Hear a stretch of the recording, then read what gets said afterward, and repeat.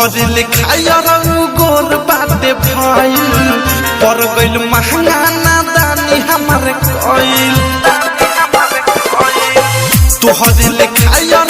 गोर बाटे भइल पर गइल महंगा नादानी हमारे कइल तोहरे पता कब से तनी पुरान था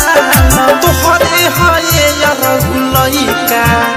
तनी तू हो खेलाना तोहरे हये यार लइका तनी तू हो खेलाना तोहरे हये डायमंड रिकॉर्डिंग स्टूडियो छावना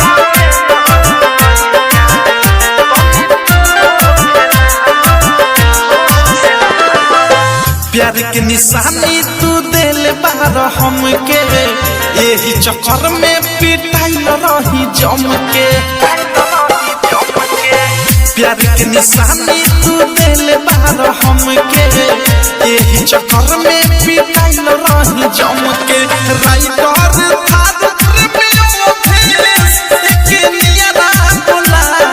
तोहरे हये यार लइका तनी तू हो खेलाना तोहरे हये यार लइका तनी तू हो खेलाना सोनिया से मिले न तनी को